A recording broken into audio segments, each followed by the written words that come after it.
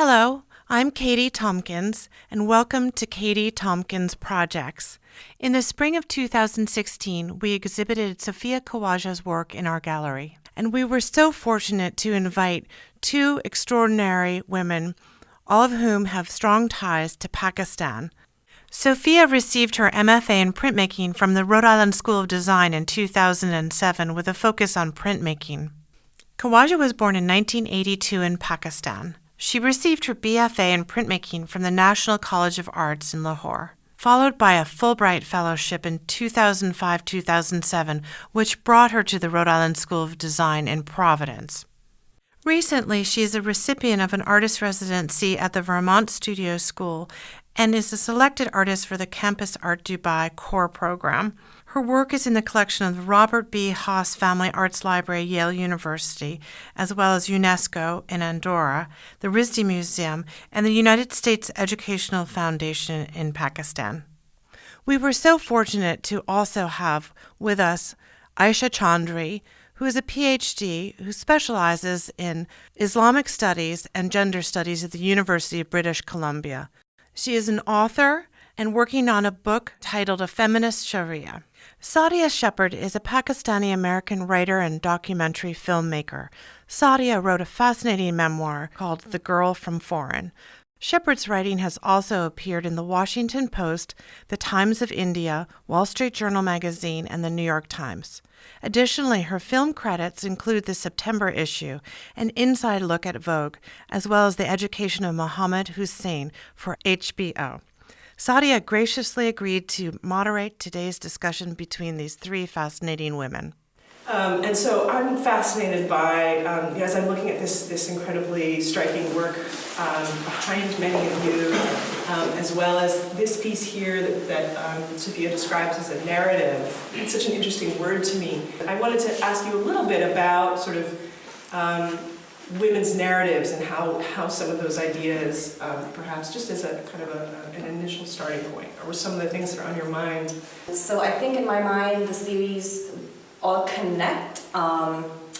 This is what I started in a residency that I had in Santa Fe, and that really, those 3 months really gave me this opportunity to sort of disconnect from my life and really think about something new that I wanted to do. And so I started, formally I started doing a lot of collage work, using found objects, but going back to the narrative, I really started to, I was out of Pakistan, I was living in Pakistan back then, and I just left and come back to the US after, I don't know, 5 years or 6 years, and I felt the stereotypes, I think, whether they were there or not, I think I was more sensitive to them. Having lived in Pakistan for a while and then coming here, and I felt very brown, and Pakistan had basically sort of changed quite a bit in the short while that I was there.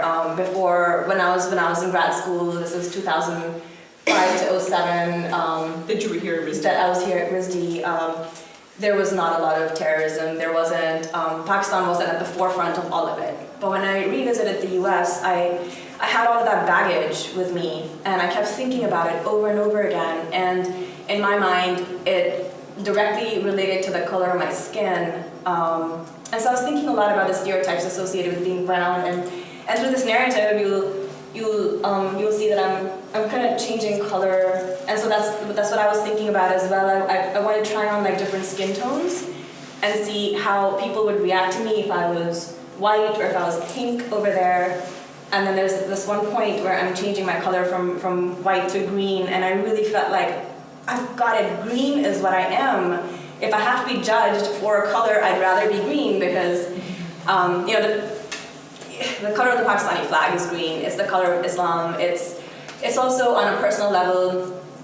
When you think of aliens, you think of green. And for me, I was an alien wherever I was. I was an alien back home in Pakistan. I was an alien. I still am an alien in Dubai, and the US, where I feel the most comfortable, I'm also an alien. And it's the color of sickness, of disease, of the Incredible Hulk, the dichotomy of his character, so like different things. And then I've been married for 9 years, and I don't have any kids, and I thought, well, I've got 2 cats and I don't have kids, and witches have cats and they don't have kids and witches are green. So there are like all of these. So I thought, yeah, I'm gonna be green. And you can, feel free to stereotype me according to that. So in this narrative, green becomes, it is the end result of the evolution. There are a number of different iconic objects that you're working with, in the work here. And I'm very intrigued in sort of, as we're thinking about this and talking about gender and gendered narratives, your use of objects from the domestic sphere, certainly in a South Asian context considered maybe feminine space, are so intriguing to me. So does use of the red button that we see in these two different works, or even what could be a household fan, or of course, perhaps most notably, the embroidery circles. When I think of it as embroidery, we call them hoops. Yes, hoops. Of course, Pakistan specifically has an incredibly rich tradition in textile arts. I wondered if you could talk a little bit about your choice of the embroidery hoop as an object and as a kind of framing device, if you will. I was, like you said, I do use a lot of tools that women use at home to express creativity, which would be a needle, needles, threads, again, embroidery hoops. And the embroidery hoops, I was really thinking about, I was so fascinated by the shape because they are a circle, and then of course the circle is, it's a hole, and it has so many different connotations. But over centuries, women have had to restrict or contain all their creativity in these circles. Incredible women, talented women, creative women. My own grandmother, who was paternal grandmother back in the day, she was a fellow at Stanford, which is unheard of. But she would restrict her creativity to these little hoops, and that's where the hoops came in from. Something that women used to express themselves, but also something that has always restricted them. It's this frame that holds everything in. And also for the same reason I use thread, and especially in the hoop series, you'll see these freestanding collage forms. This is thinking a lot about crochet patterns, knitting patterns, tools that women use to express their creativity, patterns that they use. Another thing I find really fascinating is the sort of, I think many of us associate Muslim art and iconography, especially in the architectural tradition, with certain repeating patterns. Ayesha was mentioning. Could you talk a little bit actually about the lattice? Yeah, so one thing that I want you to talk about, Sophiya, a little bit more also is emotion. What are the emotions you're thinking, are you trying to evoke in your viewer, but also in these women? Because sometimes one of the things that I saw, I see rage in the I know, it's like an angry brown. No, yeah, absolutely. There it is. Everybody gets angry, yeah. So it's like the Incredible Hulk, that's yes. he's very docile, but then he can get super angry, yeah. Right, so one of the things I like about these is that, you are, what you're saying is really interesting, and especially in light of the fact that when I was looking at these, I was thinking about how non-traditionally you're using the hoops, right? You're sort of so on the one hand, you're saying that these women whose lives are constricted, possibly by various forces, including their own agency, are living these completely non-normative lives. They're not living lives that you think they might be living, or they're really feeling constricted by their lives and they're angry. And I love the lattice work one in particular, because usually whenever there's, Islam and women, there'll be a lattice and women are hidden behind it's this very Orientalist trope about the harem and all of that. And I just love that there's the woman in that frame, she's her feet are poking out and her hands are poking out, and you can see her face, and so I just found, I was just talking, thinking about that with you, so if you could say more about that, I'd love to hear it. Well, yeah, you're right. There's always rage. I'm so angry. Oh my god. All these anger, But there is, of course, there's anger behind it, but there's also it's not supposed to be confrontational. You're not supposed to be. It is rage, but I feel like the work should be, or I'm trying to get it friendly enough or inviting enough that we can actually talk about it without being scared to do so. Like if there's when you're confronted with complex issues sometimes, you don't want to approach them because you're like, well, I'm not in a position to say anything about this, and I don't want the work to be like that. I want it to be approachable. And you're right, there is rage. Of course, I'm angry about or sad or angry about what's happened to my country. I'm upset about the fact that I don't have a place that I can call home. I'm an alien wherever I go. All of that. But that said, there are some pieces here that are also about that are empowering at the same time. Like I use the missile a lot, and of course I love the shape of it because it is so phallic. But it's also and of course I mean everything phallic is powerful. So whoever has the missile, the phallic thing is powerful, right? So I use that a lot. But I mean there's a piece where she's bending the missiles and so they become pink, which is such a pretty harmless color, and then there's another piece where the missiles are being stabbed by a needle. So it is a violent piece, but it's also empowering, you know. And again, like you mentioned, of the one of the lattice, if your head sticks out, then you're not. It's not suppressing you, you know. Yeah, it's agency. It's totally It's inverting the narrative. Yeah. And I feel like, I mean, probably now, because again, we have the luxury of having the artists with us, we can recognize your actual physical form in many of the works, right? So little bits of me everywhere. is in many of the pieces, and I find it intriguing that, and this is perhaps because so many of them are different versions of you. So there are no veiled women, for example, in the work here, right? Because that's not part of your own personal practice. That's not part of the way that you're representing women. It's something that, as a filmmaker, that I've encountered. I've been working on a series of portrait films about women working for social change in Pakistan. And one of the questions that I get a lot is sort of whether some of the women cover their heads in the film, but many of them don't, and that wasn't by design. It's just the people that we happen to be working with. But a lot of times people ask me, they're like, well, are they representative? You know? And so there's a kind of a, and are they authentic? Are they authentically Pakistani? And so I think sort of the question of what it means to be authentically Pakistani is something that I know I'm really, really fascinated by, because it's of course like, how can any one person be, I mean, you are authentically Pakistani because you are yourself. This is, I think, the most recent body of work in the show. Could you tell us a little bit about its origin? Yeah, so as you can see, there are so many of me everywhere that this does not have any face to it anymore. I was actually thinking more on, I guess for lack of a better word, gender issues. Issues of censorship, censoring the unnecessary parts of the woman, which would be, you know, the limbs, the head, and keeping the important parts, which would be, you know, the reproductive, the breasts, the butt, and all of this. So The torso. the torso, yeah. Keeping that in mind, I was talking to Sadia earlier, and I was telling her how the work actually came to be. I remember when I was growing up, my mother would always, and this started when I was like 9, she would always be like, well, when you're talking to somebody, make sure your cleavage doesn't show. Make sure, you know, your bra strap doesn't show. So, you know, little things like that.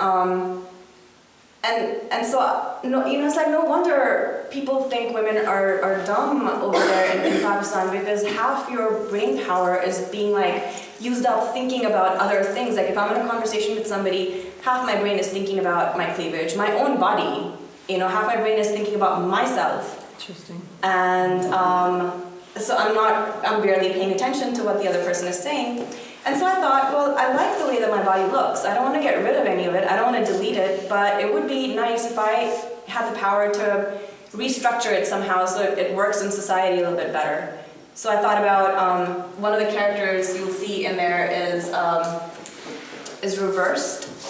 And I thought it'd be really, in a twisted sort of a way, empowering for me if I could reverse my torso so that my breast and my butt was on the back, at the back. And so if I'm talking to somebody, I don't have to worry about anything anymore. I am 100% with that person in that conversation, and then when I leave, when I exit the room or whatever, it's all in the back, so it doesn't really matter. And so it started off with just something, just simple like that, and I really seriously started thinking about restructuring the body in different ways to fit. There's one piece in the middle that has all those missiles coming out. How empowering would that be if I did have? Maybe Wonder Woman. Wonder Woman. This idea of like how do you negotiate the male gaze depending on the different situations you're in and the kinds of power you have in that situation. So I'm sort of, when you're speaking about this piece, I'm thinking, like, are you internalized, like we all internalize the male gaze in so many ways. So how are you internalizing the male gaze in terms of like if it's getting you to rearrange your body, and I think the point you're making like in connection to that is brilliant, which is that covering is a way to rearrange your body to negotiate the male gaze. If like you're constantly going to be seen as a sexual object, then covering your body makes a lot of sense, and it can be a means of protection. And then we know like with covering, the veil precedes Islam. It's like it existed in the Sasanian Empire, the Zoroastrians veil, the Byzantines, and so Islam just sort of incorporated that into it became incorporated into Islam. So it precedes Islam. And that the meaning of the veil has changed dramatically over the years, right? So after 1970s, it became a way for political Muslims, it became like a symbol of political Islam and a way to fight off, and it became really important in the post-colonial struggles in many Muslim-majority countries. And then it became a way often also, actually, whereas initially the veil could be a way to cloister, so going back to the lattice piece, a way to cloister women and keep them out of the public space. After, in the 1970s, it kind of became a way for women to be active in the public space. It was a way for them to bring their private space into the public space. And so when the Shah comes in Iran and like takes away the veil, he actually pushes women back out of the public space because they're not comfortable being in public. So there's all these complicated ways in which the veil informs women's choices. Of course, there's 1.6 billion Muslims in the world. I have to always like remind everybody of that. So things are going to mean different things.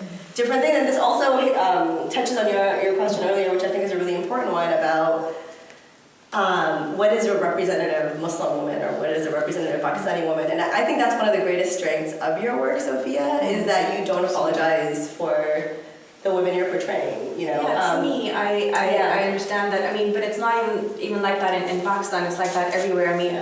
Even in the U.S., of course, the fact that the country is huge does make a huge difference, but there are so many different levels of education, so many different sorts of people, from state to state, the culture is different. It's like that in every single country. So I would feel really uncomfortable saying, oh yeah, this is Pakistani women. It's not, it's me. I grew up in a certain social class.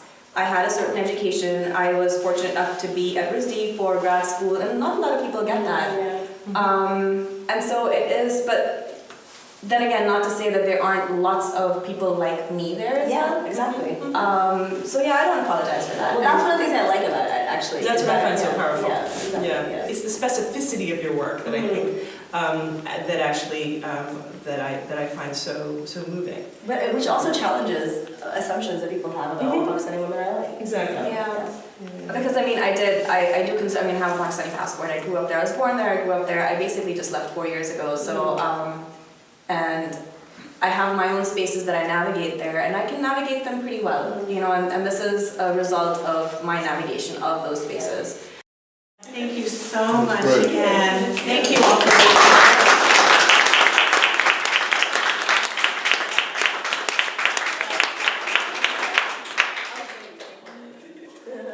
I think you three should take this on the road.